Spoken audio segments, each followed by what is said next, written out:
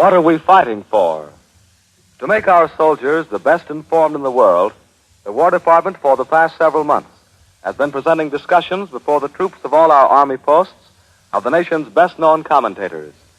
In them, the causes, issues, and strategies of the war are brought before the men of our Army. Each Thursday at this time, the Columbia Network visits one of these Army posts to pick up one of these talks and to broadcast it to other Army posts, both in this country and overseas. Tonight, we are at Fort Monmouth, New Jersey, before 1,000 officers and men. To introduce tonight's speaker, we now present the post commander, Brigadier General George L. Van Dusen.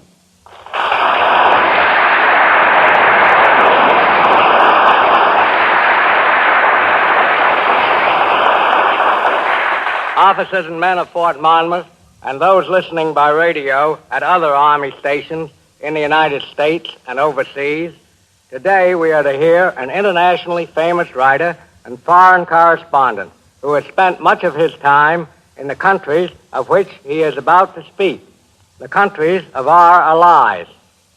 As special writer for Collier's magazine, his articles in the last 2 years have revealed not only the strategy of war in Britain, Russia, and Africa, but also the manner in which our allies have dared death that freedom might live. So it is most fitting that he should speak to us of our lives, your comrades in arms. It is my pleasure to welcome to Fort Monmouth Mr. Quentin Reynolds.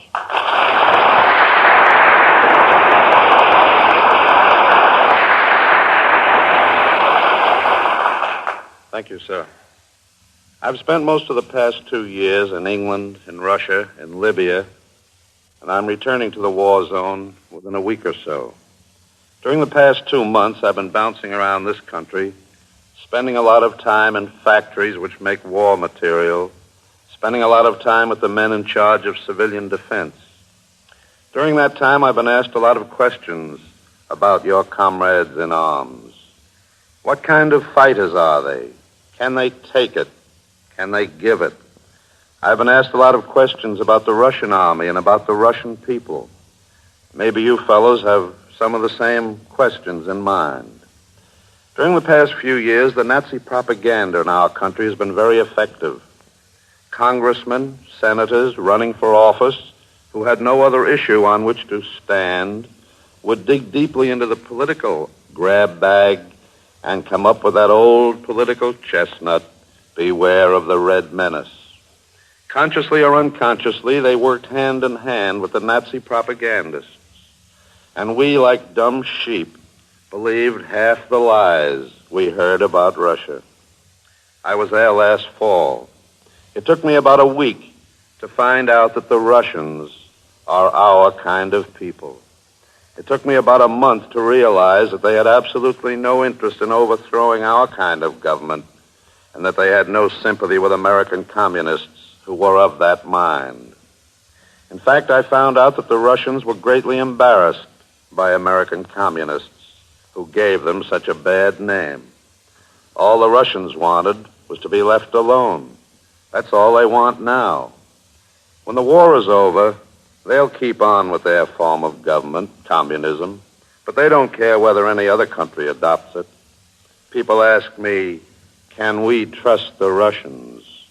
I think close to 2 million of them who have fallen in battle have proven that the Russians can be trusted until the death. I sometimes wonder when people ask me that, whether or not the Russians can trust us. I met a Russian captain who was on leave from the front while I was in Moscow. He talked English and we became very friendly. One night I was sitting with him and with an English correspondent. We had a few drinks of vodka, and as happens when you have a few drinks of vodka, you get to doing a lot of talking. We started making plans for after the war. What kind of a world would it be after we've licked the Germans and the Japs? The British correspondent and I had all sorts of plans. The Germans would have to be kept in check so we wouldn't have to go through all this mess again. But how to keep them in check? That was the question.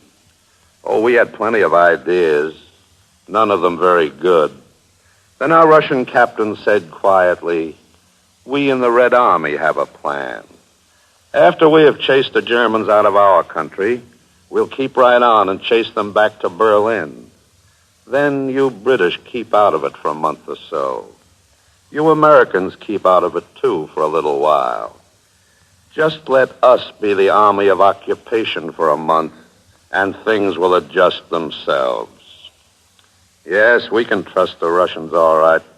The Russians are filled with hatred for the Nazi army, which completely devastated the Ukraine and southern and central Russia. Hatred is a good, healthy emotion. Countries which don't hate tyranny enough have proven easy victims for Hitler. Belgium, Holland, Norway, France, they didn't hate fascism enough. The Russians do, and they're proving it. Remember, the Russians aren't fighting for communism. The Russians are fighting for Russia. Believe me, they're our kind of people. And sooner or later, when you get to the front with them, fighting at your side, you'll realize it. In a fight, a Russian is a good man to have along. In my tour around this country, a lot of people asked me about the British. I was amazed to find that a lot of people thought that the British weren't doing much fighting on their own, that they were letting the Canadians and South Africans, New Zealanders and Australians do it for them. I think that this sort of talk sprang from that master propagandist of the radio, Lord Haw-Haw. He's been harping on it for months, and a lot of our countrymen have believed him.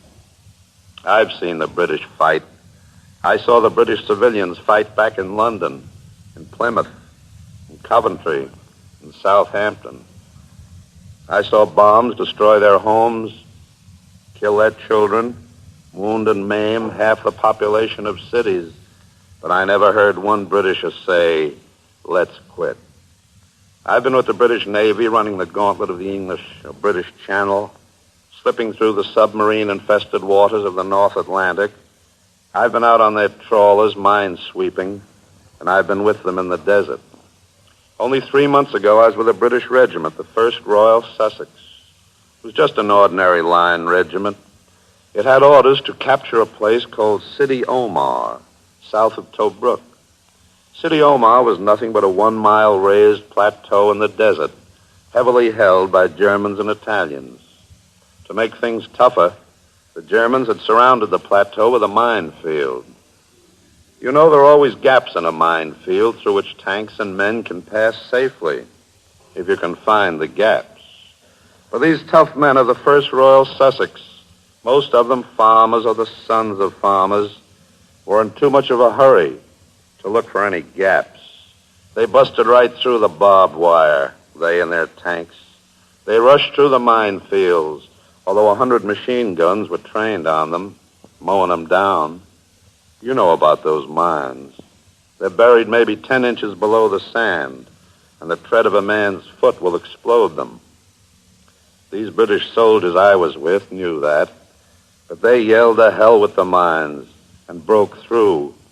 It was pretty horrible.